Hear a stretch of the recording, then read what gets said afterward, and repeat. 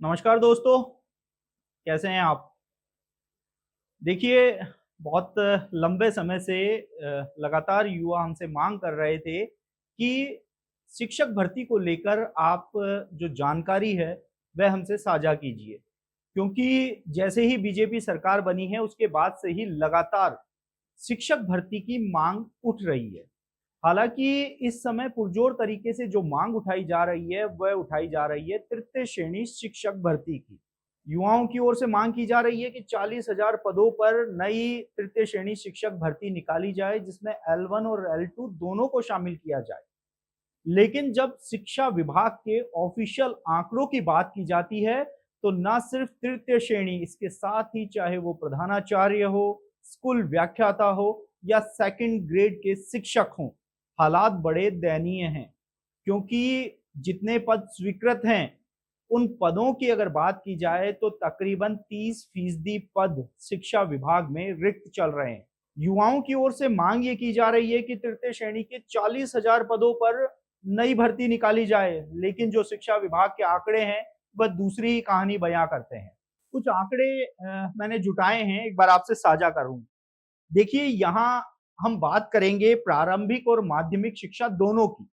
तो दोनों में अगर तृतीय श्रेणी शिक्षकों के L1 और L2 की बात की जाए तो लगभग 3 लाख से ज़्यादा पद स्वीकृत हैं और इनमें से जो कार्यरत शिक्षक हैं वो करीब 2.5 लाख के आसपास हैं। यानी कि करीब 55 से लेकर 60,000 पद हैं वह तृतीय श्रेणी में अभी रिक्त चल रहे हैं।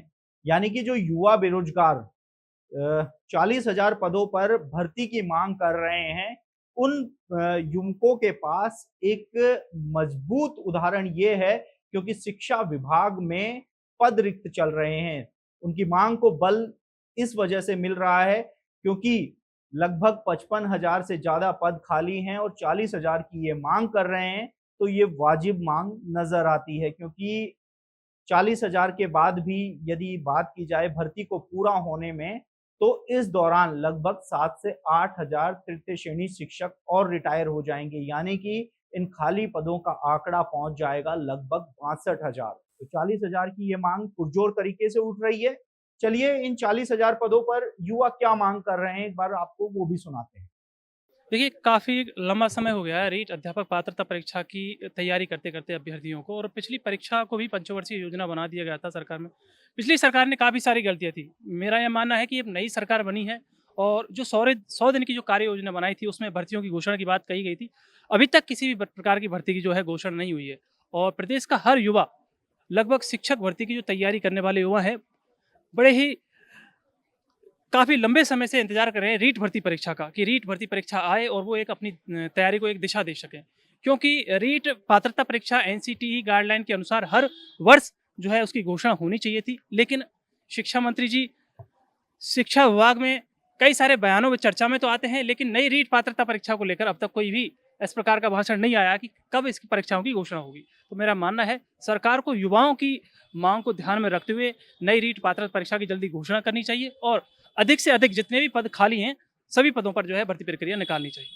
प्रदेश में 62,000 से थर्ड ग्रेड के शिक्षक पद खाली हैं और लगातार प्रदेश के युवा भी भर्ती की मांग कर रहे हैं। आगामी समय में 2 पैटर्न के आधार पर भर्ती होनी है या सिंगल पैटर्न पे, अब तक इसमें भी अभ्यर्थियों में असमंजस है इसको लेकर। देखिए, काफ़ी रोष भी है अभ्यर्थियों को इसको लेकर क्योंकि हर बार ये होता है, खासकर थर्ड ग्रेड भर्ती परीक्षा में, कि हर बार पैटर्न बदल दिया जाता है। कांग्रेस सरकार आते ही वो पुराना पैटर्न लागू हो जाता है और उसके बाद बीजेपी सरकार आते ही वही एक पेपर की बात कही जाती है। लेकिन इससे सबसे बड़ा जो नुकसान होता है वो बेरोजगारों को होता है। कोई भी एक पैटर्न होता है, उस पैटर्न के अकॉर्डिंग एक अभ्यर्थी तैयारी करना शुरू कर देता है। अब हर पैटर्न का एक अपना पहलू है, हर पैटर्न का एक अपना तरीका है। लेकिन मेरा मानना यह है कि अब अभ्यर्थी जो है वो 2 पेपरों के अकॉर्डिंग इसमें तैयारी करना उन्होंने शुरू कर दिया है, क्योंकि पिछले 3 साल से भर्ती प्रक्रिया चल रही है। तो अब पैटर्न को बदलना ज़्यादा ठीक नहीं रहेगा और अधिकतर अभ्यर्थी इस पक्ष में हैं ही कि जो है जो पैटर्न अब तक चलता आ रहा है उसी पैटर्न के अकॉर्डिंग जो है परीक्षा करवाई जाए। पैटर्न बदलना इतना महत्वपूर्ण नहीं है, बदलना है तो आपको सिस्टम को बदलिए, पेपर लीक को रोकिए कैसे भी करके, क्योंकि महत्वपूर्ण है भर्ती निकालना, महत्वपूर्ण पैटर्न को बदलना नहीं है इसमें। तो ये तो थी बात तृतीय श्रेणी शिक्षक भर्ती की। पिछले दिनों ही लगभग 30,000 से ज़्यादा पदों पर जो भर्ती है वह की है। लेकिन इसके बावजूद भी ये जो रिक्त पद हैं, ये कहीं न कहीं शिक्षा विभाग को मुँह चिढ़ा रहे हैं, क्योंकि शिक्षा विभाग को नंबर 1 पे लाने की जो कवायद है, वो सरकार की ओर से सालों से जारी है, लेकिन राजस्थान दूसरे पायदान पर ही बना हुआ है। चलिए अब बात कर लेते हैं फर्स्ट ग्रेड शिक्षकों की। देखिए फर्स्ट ग्रेड शिक्षकों के हाल भी कोई अच्छे नहीं हैं।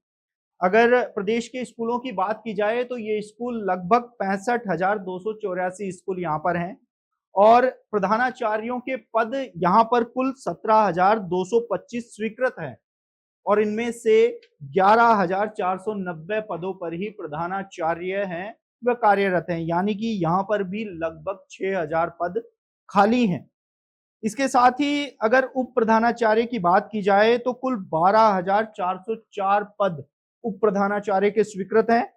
इनमें से केवल 396, जी बिल्कुल एक बार फिर से सुन लीजिए कि महज 396 प्रधानाचार्य ही कार्यरत हैं, बाकी 12,008 पद यहाँ पर रिक्त पड़े हुए हैं। अब बात कर लेते हैं स्कूल व्याख्याता की। देखिए स्कूल व्याख्याता की अगर बात की जाए तो राजस्थान में कुल 55,893 पद स्कूल व्याख्याता के स्वीकृत है और इनमें से 38,649 पदों पर ही स्कूल व्याख्याता कार्यरत हैं, यानी कि लगभग 17,000 से ज्यादा पद स्कूल व्याख्याता के राजस्थान की स्कूलों में खाली पड़े हैं। तो स्कूल व्याख्याता के पदों पर भी भर्ती एक बड़ी मांग है जिसकी ओर सरकार को ध्यान देना है।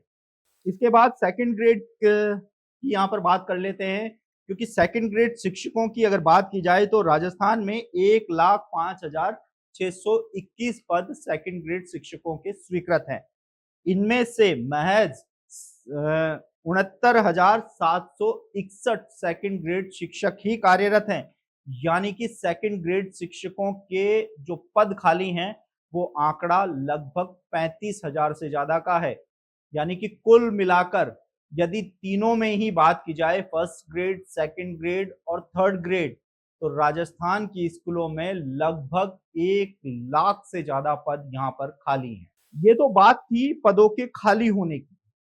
अब यहाँ बात कर लेते हैं कुछ शिक्षकों के हक की भी, क्योंकि शिक्षक वो है जो देश का निर्माण करता है, यानी कि उस भविष्य को तैयार करता है जिस पर देश आगे बढ़ता है।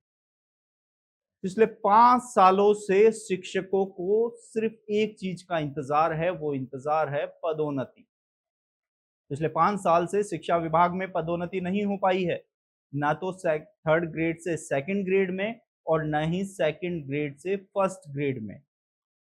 हमने शुरुआत में चर्चा की थी कि थर्ड ग्रेड के लगभग 50,000 से ज्यादा पद खाली हैं, लेकिन पिछले 5 सालों से पदोन्नति नहीं होने के चलते थर्ड ग्रेड के शिक्षक सेकंड ग्रेड में जाने से वंचित रहे हैं, यानी कि इनका जो आंकड़ा है वह लगभग 25,000 है।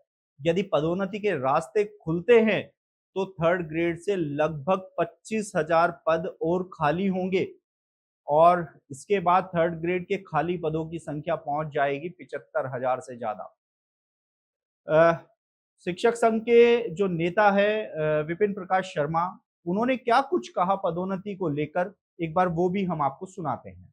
विभाग की बात करें तो यहाँ डर्रा बिल्कुल बिगड़ा पड़ा है। न शिक्षकों की पदोन्नति हो रही है, न नई बेरोजगारों के लिए भर्ती निकाली जा रही है। तृतीय श्रेणी से वरिष्ठ अध्यापक की पदोन्नति की बात करें तो 5 वर्षीय पदोन्नतियां सुप्रीम कोर्ट में लंबित है, लेकिन सरकार का इस ओर ध्यान नहीं है कि उनका स्टे तोड़वाया जाए और पदोन्नति में शिक्षकों को मिल सके।